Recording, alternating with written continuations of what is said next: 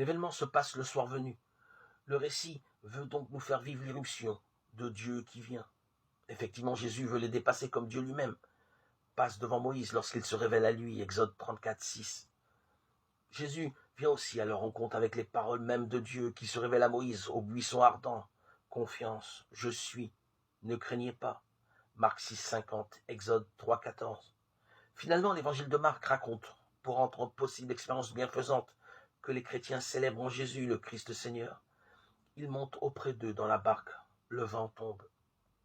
Marc 6, 51.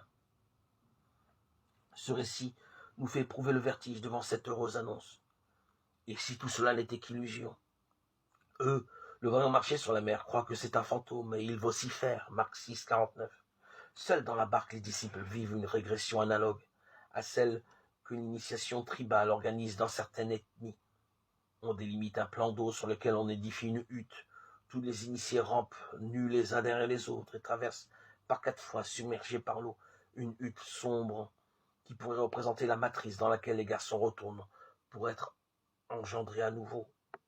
La régression que fait vivre l'évangile de Marc est une difficulté de la foi bien connue. Comment vivre ça derrière quelqu'un dont justement on éprouve cruellement l'absence? Jésus n'est plus là, à côté de nous. Si les disciples sont contraints d'affronter seuls les risques de la traversée, c'est que personne, justement, ne nous évitera jamais l'expérience de la solitude que fait affronter le chemin derrière Jésus. Il ne s'agit pas de marcher dans le seul souvenir d'une action de sauvetage que Jésus a accomplie un jour ou mu par l'esprit infantile de voir Jésus opérer pour nous les mêmes miracles qu'autrefois. Notre chemin derrière Jésus est inscrit dans l'action que Jésus continue, aujourd'hui comme hier, d'avoir comme ressuscité à notre égard